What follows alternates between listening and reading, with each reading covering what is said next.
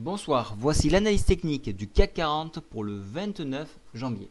Alors aujourd'hui, une nouvelle journée sans volume.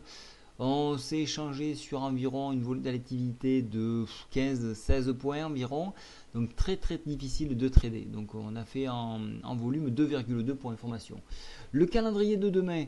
Alors le climat des affaires, le climat pardon du consommateur allemand. Donc ça peut être intéressant. Ça peut donner une idée de savoir si les ménages dépensent plus. Donc on l'aura également en France à 8h45.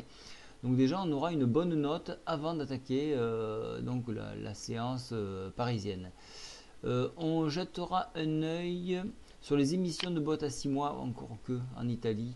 6 mois c'est pas vraiment utile. Donc il faudra descendre et atteindre la confiance des consommateurs à 16h aux US. L'indice Redbook qui semble intéressant, là, oui, le S&P effectivement là aussi. Donc 14h55, 15h et 16h, des statistiques de choix. On jettera un œil sur le stock d'essence bien plus tard, en clôture, donc 22h30, donc pas utile pour la séance de demain. Nous passons tout de suite au graphique.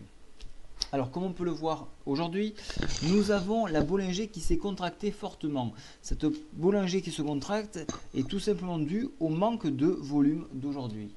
Nous avons une bougie qui touche le haut de la Bollinger ici. Et c'est donc ça a été un point short sur ce niveau là.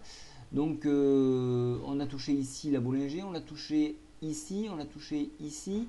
Donc on pourra avoir une zone de repli sur la MM7 ici à 3757. D'un point de vue graphique, attention, je m'entends bien. La continuité haussière est toujours présente. Mais donc, comme je vous le disais, cette cassure au niveau de la Bollinger peut marquer un arrêt de la tendance haussière momentanément. Alors, pour les haussiers, bien évidemment, on ira dépasser ce point-là, donc 3787, et venir chercher une ligne de tendance ici à 3796, et par extension, donc le seuil psychologique 3800, bien évidemment, et venir chercher donc par extension les 3820, 21, plutôt 20, voilà, ouais, 17, 18, le haut de la fourchette d'Andrews. Pour les baissiers, donc cette convergence ici de ce resserrement de Bollinger pourrait nous ramener jusqu'à la MM7 sur 3758. Au niveau indicateur technique, la divergence est tout à fait neutre. La MACD alors repasse au-dessus de son signal et affiche un premier histogramme vert, ce qui laisserait sous-entendre qu'on repart sur un élan haussier. Le stochastique quant à lui se retrouve en zone de surachat mais part encore une fois de plus à la hausse, donc lui aussi reste positif. Au niveau du Force Index, c'est la chute, donc les bulles ne sont plus là.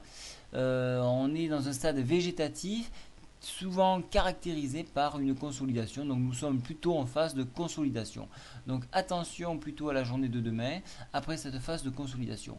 Elle donnera un sens plus général sur les tendances de la semaine. Voilà, donc pour moi, donc l'indicateur est assez contrariant, donc l'indicateur et le graphique. Donc je mettrai un petit peu de réserve. Voilà pourquoi j'ai une nouvelle fois de plus resserré mon étau et je travaille à la fois dans les deux sens. Voilà, je vous souhaite à tous une très bonne soirée. Au revoir.